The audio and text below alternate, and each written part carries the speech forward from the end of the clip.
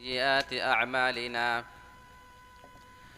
من يهده الله فلا مضل له ومن يضلله فلا هادي له وأشهد أن لا إله إلا الله وحده لا شريك له وأشهد أن محمدًا عبده ورسوله يا أيها الذين آمنوا اتقوا الله حق تقاته ولا تموتن إلا وأنتم مسلمون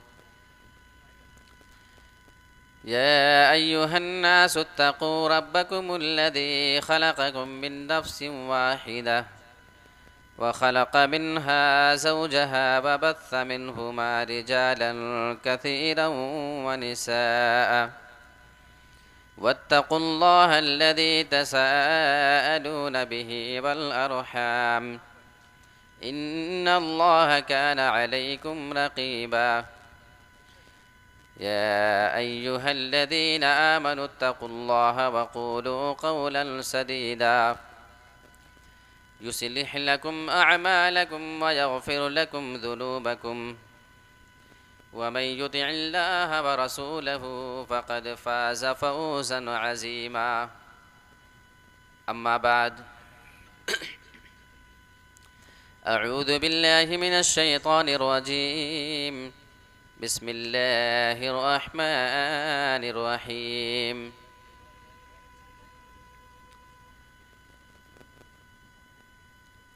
الله الذي خلقكم من ضعف ثم جعل من بعد ضعف قوة ثم جعل من بعد قوة ضعفا وشيبة يخلق ما يشاء وهو العليم القدير.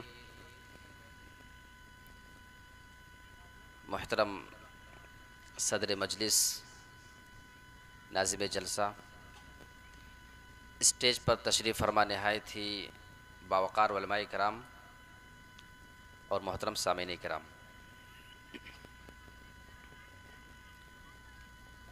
آج میں آپ کے سامنے جس موضوع کے تحت کچھ باتیں رکھنا چاہتا ہوں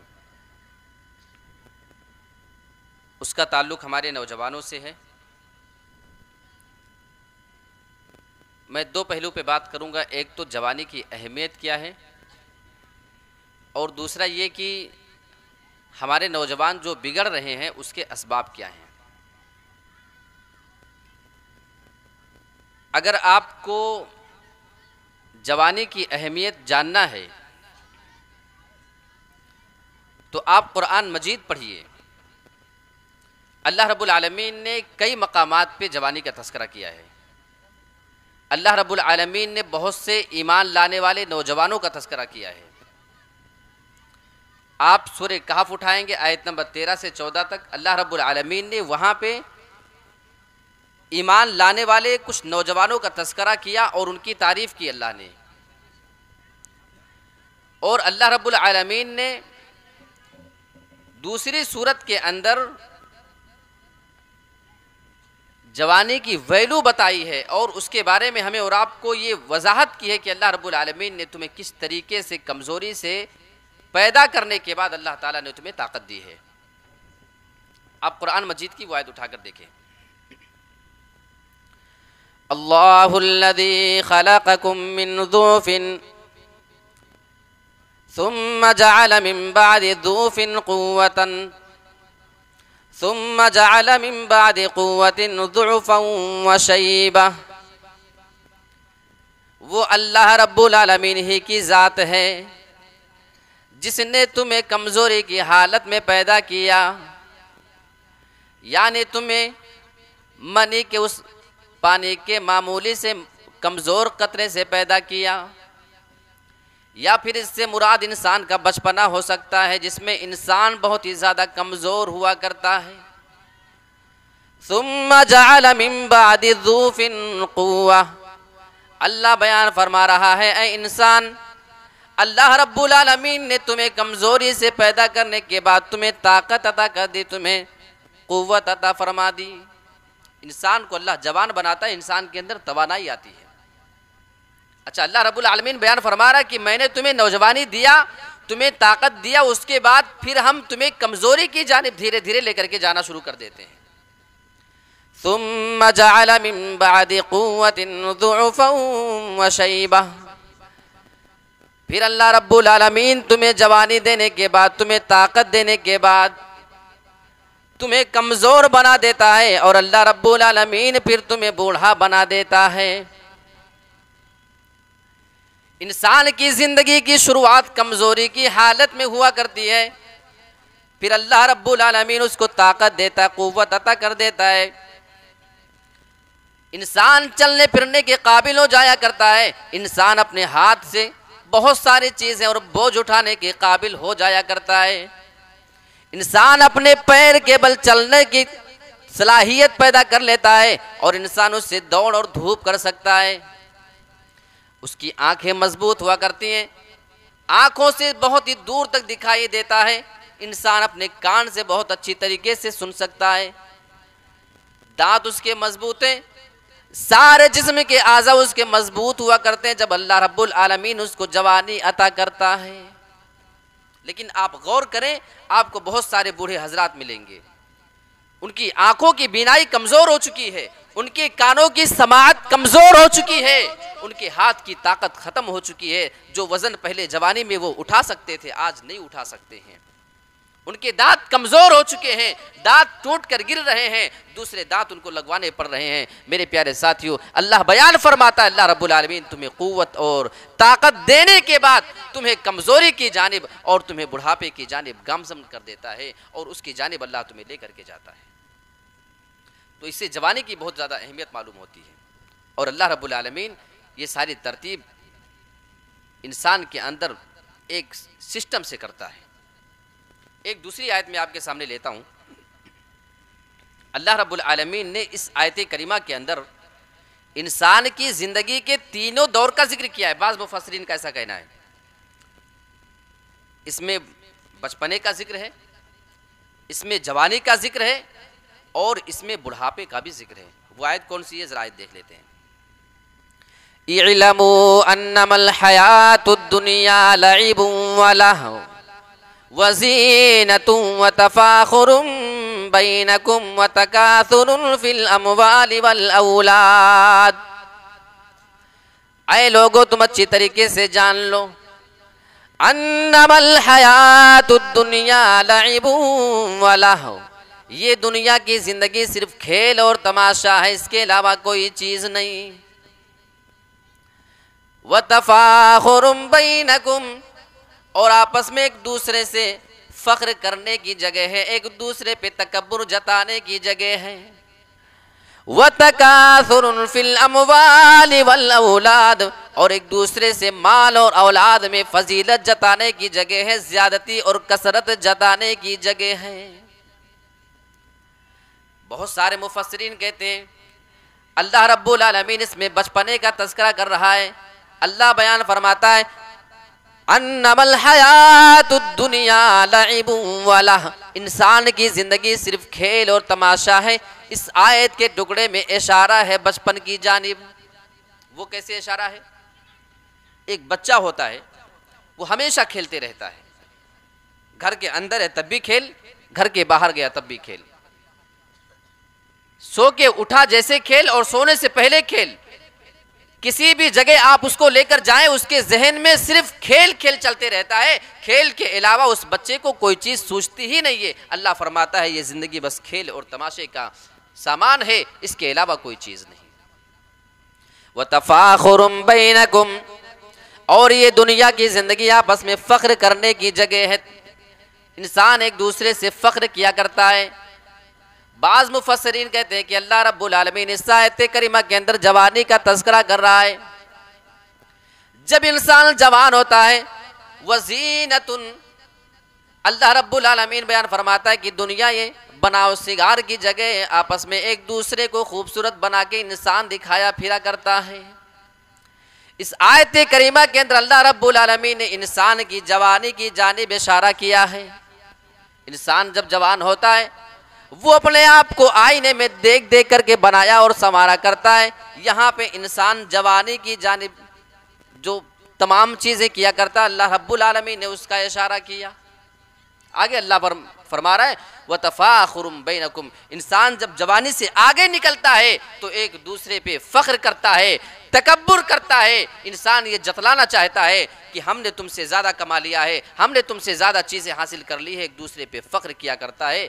اور جب انسان بڑھاپے کی عمر میں پہنچ جاتا ہے تو کبھی کبھی آپ دیکھیں کوئی ایک دوسرے پہ اپنی اولاد میں فخر کرتا ہے تو کوئی کسی سے اپنی دولت میں تکبر کیا کرتا ہے۔ تو اللہ نے اس آیت کریمہ کے اندر بڑھاپے کا، جوانی کا اور بچپنے کا تینوں کا تذکرہ کر دیا ہے۔ اب آئیے ہم یہ ذرا دیکھنے کی کوشش کرتے ہیں کہ نوجوانوں کے بگاڑ کے اسباب کیا ہیں۔ میں مختصر انداز میں آپ کے سامنے وہ باتیں لے کے چلتا ہوں۔ سب سے پہلی چیز تو یہ ہے کہ انسان فضول کے کاموں میں اپنا وقت برباد کرتا ہے۔ انسان بیٹھا ہے اپنے کئی گھنٹے بلا ضرورت یوں ہی گزار دیا کرتا ہے، کوئی اپنی کام کی چیز نہیں کرتا ہے۔ اپنی جوانی کو انسان بے کام کے چیزوں میں گزارا کرتا ہے، یہ انسان کے بگاڑ کا سب سے پہلا سبب ہے۔ اور دوسرا سبب تو آپ کے سامنے معلوم ہے، یہ موبائل کا جو فتنہ ہے یہ کس طریقے سے انسان کو برباد کر رہا ہے۔ ابھی کچھ ٹائم پہلے آپ نے ایک ویڈیو دیکھی ہوگی، بہت سارے حاجی حضرات مسجد حرام کے اندر بیٹھے ہوئے تاش کے پتے کھیلتے ہوئے نظر آئے تھے۔ ایک آدمی کو تو یہاں تک دیکھا گیا تھا کہ وہ موبائل میں اپنے بیٹھ کر کے لوڈو کا گیم کھیل رہا تھا۔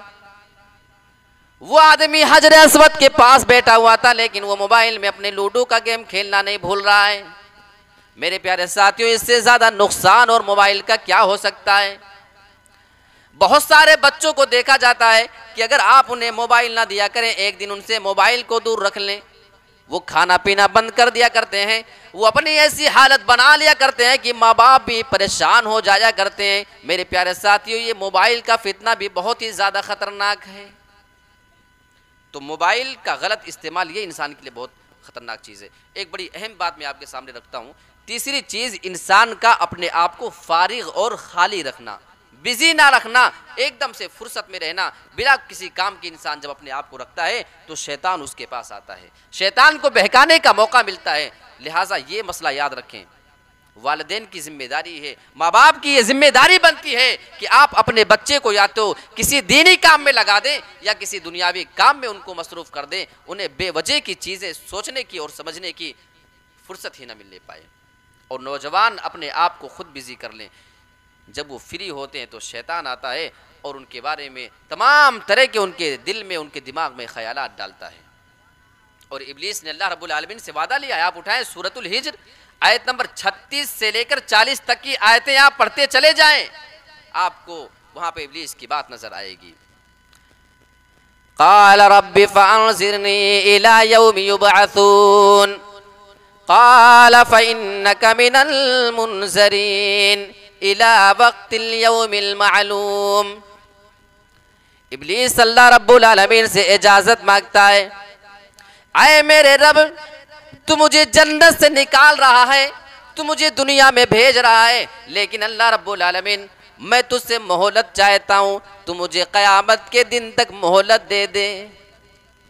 اللہ رب العالمین جواب دیتا ہے، جا، میں نے تجھے قیامت کے دن تک مہلت دے دی۔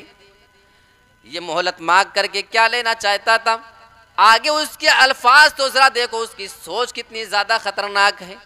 وہ اپنے لیے کوئی چیز نہیں چاہتا ہے بلکہ انسان کے نقصان کے لیے اسے شیطان مردود نے، ابلیس نے لوگوں کے لیے مہلت مانگی ہوئی ہے۔ قال ربی بما اغویتنی لأزینن لهم فی الارض ولأغوینہم اجمعین۔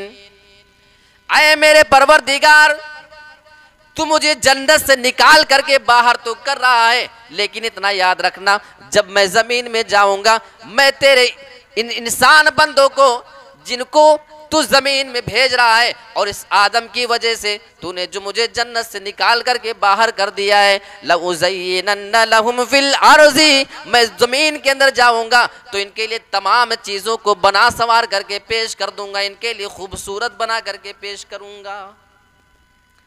سنوارنا اور بنانا، مزین کرنا کس کو کہتے ہیں؟ یہ مائک دیکھنے میں زیادہ خوبصورت نہ ہو لیکن اس کی ایسی ڈیزائننگ کر دی جائے کہ دیکھ کے آپ کو بہت ہی دل لبھا معلوم ہونے لگے، یہ ہے اس کو مزین کرنا، اس کو خوبصورت بنا دینا۔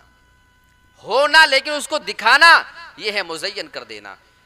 شیطان نے کہا لَأُزَيِّنَنَّ لَهُمْ فِي الْأَرْضِ، جب میں زمین میں جاؤں گا تو تیرے بندوں کے لیے گناہوں کو ایسے ہی مزین اور خوبصورت بنا کر کے پیش کر دوں گا۔ اور آگے کیا کروں گا؟ وَلَأُغْوِيَنَّهُمْ أَجْمَعِينَ، اور میں تیرے تمام بندوں کو گمراہ کروں گا، إِلَّا عِبَادَكَ مِنْهُمُ الْمُخْلَصِينَ، مگر تیرے جو مخلص اور خالص بندے، جو تیرے نیک بندے ہوں گے، ان کو میں بہکا نہیں سکتا۔ ابلیس نے سمجھ لیا تھا کہ میں اللہ کے نیک بندوں کو نہیں بہکا پاؤں گا، تو اپنے آپ کو فارغ رکھنا یہ ایک طریقے سے ابلیس کو بہکانے کا موقع دینا ہے۔ تو نمبر 3 یہ ہو گئی نوجوانوں کے بگاڑ کے لیے۔ اب باتیں چونکہ بہت ساری ہے اور وقت ہے محدود میرے پاس، اس لیے میں ایک اہم چیز کی طرف آتا ہوں۔ انسان کے بگاڑ میں کبھی کبھی برے دوست بہت بڑا سبب بن جاتے ہیں، لہٰذا انسان جب کسی سے دوستی کرے تو بہت سوچ سمجھ کر کے انسان کو دوستی کرنا چاہیے۔ آئیے اللہ کے نبی کی ایک حدیث سناتا ہوں، ابو داؤد کی روایت ہے۔ الرجل على دین خلیلہ فلینظر الی من یخالل، اللہ کے نبی جناب محمد رسول اللہ ارشاد فرماتے ہیں آدمی اپنے دوست کے دین پر ہوتا ہے۔ جب تمہیں کسی سے دوستی کرنا ہو، تمہیں کسی کو اپنا رفیق بنانا ہو تو اچھے سے دیکھ لیا کرو، اس کے عادت و اطوار کیسے، اس کے چال چلن کیسے ہیں، وہ دین اور دنیا کے معاملے میں کیسا آدمی ہے۔ فَلْيَنْظُرْ أَحَدُكُمْ إِلَىٰ مَنْ يُخَالِلْ، تمہیں جس آدمی سے بھی دوستی کرنی ہو اس آدمی کے بارے میں اچھی طریقے سے جانکاری حاصل کر لینا۔ یہ دوستی کوئی راشن کی دکان نہیں ہے کہ گئے اور سامان خرید لیا، بہت سوچ سمجھ کے دوستی کریں۔ اور ایک سلف میں سے کسی بہت بڑے عالم کا یہ قول ہے الصاحب صاحب، یہ پہلا جو الصاحب ہے یہ سواد کے ساتھ ہے جس کا معنی ہوتا ہے دوست، اور دوسرا صاحب یہ سین کے ساتھ ہے، دوست کھینچنے والا ہوتا ہے۔ الصاحب صاحب، دوست کھینچنے والا ہوتا ہے، یعنی وہ جیسا عمل کر رہا ہوتا ہے اس کی خواہش ہوتی ہے کہ اس کا دوست بھی ویسا ہی عمل کرے، لہٰذا دوست انسان کو اپنی جانب کھینچنے کی کوشش کیا کرتا ہے۔ بسا اوقات آپ دیکھیں کوئی لڑکا بڑا شریف ہے گاؤں میں، وہ پان گٹکا نہیں کھاتا، وہ تمباکو نہیں کھا رہا ہے، وہ سگریٹ نہیں پیتا ہے، شراب کا عادی نہیں ہے، لیکن کچھ برے دوستوں کی سنگت پڑ جانے کی وجہ سے وہ لڑکا تمباکو کھانے لگتا ہے، گٹکے کا عادی ہو جاتا ہے، سگریٹ اور شراب نوشی میں پڑ جایا کرتا ہے۔ اثر ہے اس کے برے دوست کا۔ اور برے دوست کا نقصان کتنا زیادہ ہوتا ہے میں صرف اشارے میں آپ کے سامنے بات کروں۔ اللہ کے نبی جناب محمد رسول اللہ کے چچا ابو طالب کا معاملہ آپ کے سامنے ہے، ان کے انتقال کا وقت قریب آ چکا ہے۔ اللہ کے نبی جناب محمد رسول اللہ اپنے پیارے چچا کے پاس جاتے ہیں، بار بار آپ کلمے کی تلقین کر رہے تھے۔ اللہ کے نبی کی دعوت کتنی زیادہ اثر انداز ثابت ہوا کرتی تھی یہ سارے آپ لوگ جانتے ہیں۔ بڑے سے بڑے مشرک، بڑے سے بڑے کافر آپ کی باتوں کو سن کر کے ایمان لا چکے تھے۔ اللہ کے نبی اپنے چچا کے پاس جاتے ہیں، آپ ان کے کان میں کہتے ہیں اے میرے چچا قل لا الہ الا اللہ، ایک مرتبہ آپ اللہ کی گواہی دے دیں، کلمۃ اشہد لک بہا عند اللہ، یہ ایک کلمہ آپ اپنی زبان سے ادا کریں، اس ایک کلمے کو لے کر میں اللہ رب العالمین سے آپ کے لیے سفارش کر لوں گا، آپ کے لیے گواہی دوں گا۔ پوری دنیا کا سب سے بڑا مبلغ موجود ہے، سب سے بڑا داعی موجود ہے، اپنی زبان سے بار بار اسلام لانے کی دعوت دے رہا ہے، لیکن وہیں پہ ابو طالب کے دو دوست بھی موجود ہیں، ابو جہل اور عبداللہ بن ابو امیہ۔ وہاں اللہ کے نبی اسلام کی دعوت دیتے جا رہے تھے اور ان کے دو برے دوست وہیں پہ موجود ہیں، وہ آر دلا رہے تھے اے ابو طالب کیا تم اپنے بھتیجے کے کہنے کی وجہ سے اپنے باپ دادا کے دین کو چھوڑنے کے لیے تیار ہو جاؤ گے؟ بار بار وہ شرم دلا رہے تھے، وہ بار بار ان کو آر دلا رہے تھے۔ وہاں نبی کلمے کی تلقین اور یہاں برے دوست اسلام کو نہ لانے کی تلقین کیے جا رہے تھے۔ میرے پیارے ساتھیوں، برے دوستوں کا نقصان کیا ہوتا ہے؟ ابو طالب انتقال کے ٹائم پہ اپنی زبان سے جملہ ادا کر کے مرتے ہیں، میں اپنے باپ دادا کے دین پہ مرتا ہوں، میں محمد رسول اللہ کا دین قبول نہیں کرتا ہوں۔ انسان کو برے دوستوں کا نقصان کتنا ہو سکتا ہے، اس واقعے سے آپ اس کا اندازہ لگا سکتے ہو۔ تو برے دوست انسان کی زندگی میں بہت ہی خطرناک رول ادا کرتے ہیں۔ اچھا، انسان کے بگاڑ کا ایک اہم سبب، اب میں صرف مختصر انداز میں اس کو گنا دیتا ہوں، وقت پر شادی نہیں کرنا۔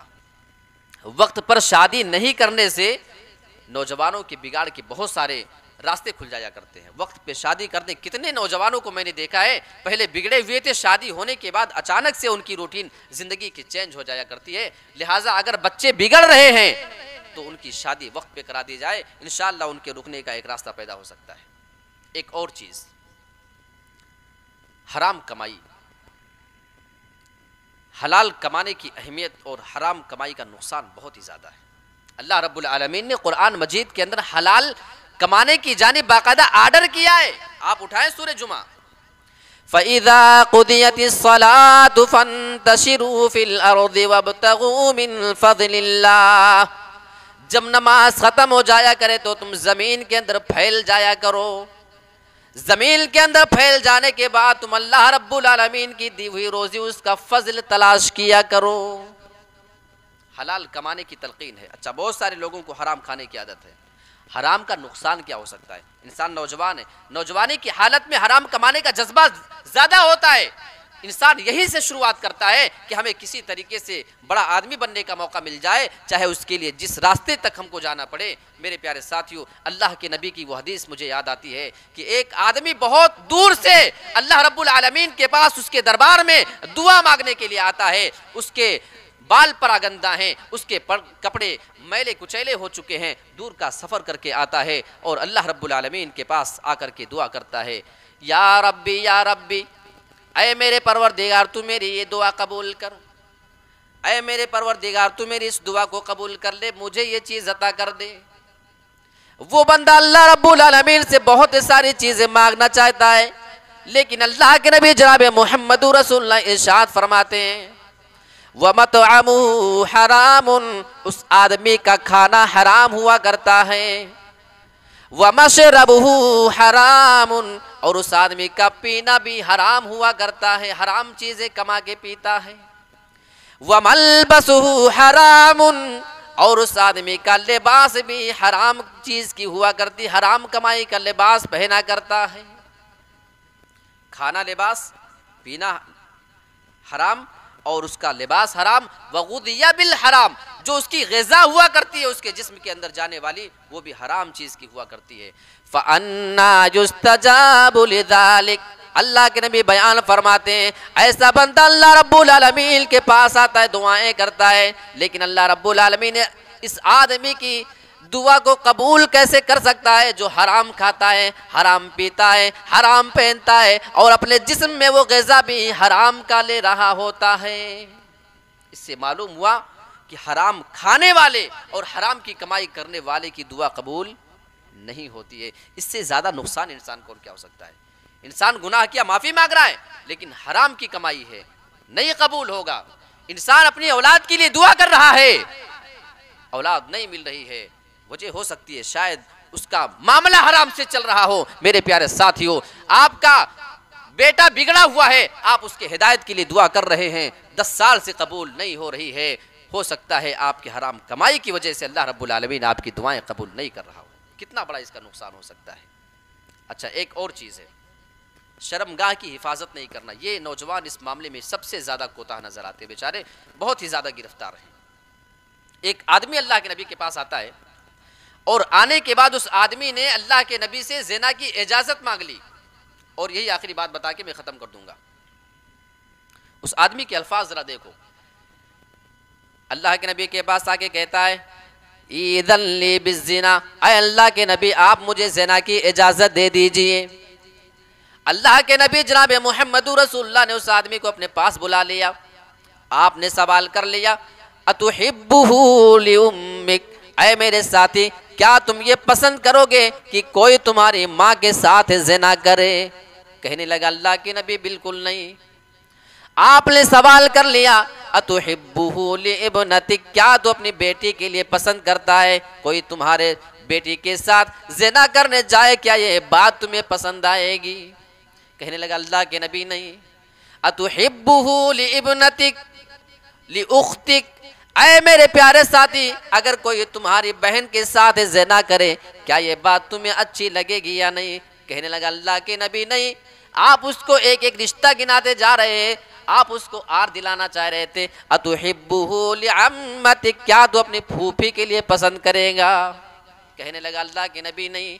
اتحبہ لخالتک، اے میرے ساتھی یہ بتا اپنی ماں کے لیے بھی نہیں، بیٹی کے لیے نہیں، بہن کے لیے نہیں، پھوپھی کے لیے نہیں، یہ بتا کیا یہ کام تو اپنی خالہ کے لیے پسند کرے گا یا نہیں؟ کہنے لگا اللہ کے نبی لا واللہ، اللہ کے نبی ہرگز نہیں، مجھے یہ کام بالکل پسند نہیں ہوگا۔ اللہ کے نبی کے سمجھانے کا انداز تو ذرا دیکھو۔ اللہ کے نبی بیان فرماتے ہیں جب تو کسی بھی لڑکی کے ساتھ زنا کرنے جائے گا، وہ کسی کی ماں ہوگی، کسی کی بہن، کسی کی بیٹی، کسی کی پھوپھی، کسی کی خالہ ہوگی، پھر اس آدمی کو یہ بات کیسے پسند آئے گی کہ تو اس کی رشتہ دار کے ساتھ زنا کرنے کے لیے جائے؟ میرے پیارے ساتھیو، جب آپ اپنی ہوس پوری کرنے کے لیے کسی بھی لڑکی سے ملنے کا ارادہ کر لیا کرو تو آپ اپنے دماغ میں یہ بات بٹھا لو اگر ہماری ماں بہن بیٹی کے ساتھ کوئی ایسا کرے تو ہمیں کیسا لگے گا؟ آپ اس کو سمجھا رہے تھے۔ اللہ کے نبی اس آدمی کے سینے پہ اپنا ہاتھ مبارک رکھتے ہیں، اللہ کے نبی دعا فرماتے ہیں اللہم اغفر ذنبہ، اے اللہ رب العالمین تو اس آدمی کے گناہ کو معاف فرما دے، وطہر قلبہ، اے اللہ اس آدمی کے دل کو پاک و صاف کر دے، اس کے دل کے اندر ایمان اتار دے، وحسن فرجہ، اور اے اللہ تو اس آدمی کی شرمگاہ کی بھی حفاظت فرما لے۔ تو انسان کے بگڑنے کی ایک بہت بڑی وجہ ہوتی ہے کہ شرمگاہ کا غلط استعمال کرتا ہے۔ میں کتنے ایسے نوجوانوں کے بارے میں جانتا ہوں جن کی شادیاں تاخیر سے ہوتی ہیں، وہ گلف کنٹری میں رہنے والے، وہ بہت سے باہری ملکوں میں رہنے والے۔ آج کل ہوٹلوں کا زمانہ ہے، آج کل وہ کھیت کھلیان کا زمانہ جا چکا ہے۔ میرے پیارے ساتھیوں، سب معلوم ہے کہ کیا سے کیا ہو رہا ہے، اور ہوٹلوں میں کس طریقے سے 1500 2000 روپیہ دے کر کے انسان گھنٹوں گھنٹوں تک جسم سے کھیل سکتا ہے۔ یہ تمام چیزیں آپ جانتے ہیں۔ خدا را اپنے بچوں کی شادیوں میں آپ جلدی کرائیں اور شادیوں میں تاخیر بالکل نہ ہونے دیں۔ یہ چیز آپ کے بچے کو بگڑنے کے لیے کافی ہو سکتی ہے۔ اللہ رب العالمین سے ہم دعا کرتے ہیں کہ پروردگار نوجوانوں کے تئیں ہمیں فکر مند ہونے کی توفیق عطا فرما، اور نوجوانوں کی اصلاح کے لیے جو کام ہم کر سکتے ہیں اس پر تو ہمیں غور و فکر کر کے اس کو آگے بڑھانے اور نوجوانوں کی اصلاح کرنے کی توفیق عطا فرما، آمین۔ وآخر دعوانا ان الحمد للہ رب العالمین، والسلام علیکم۔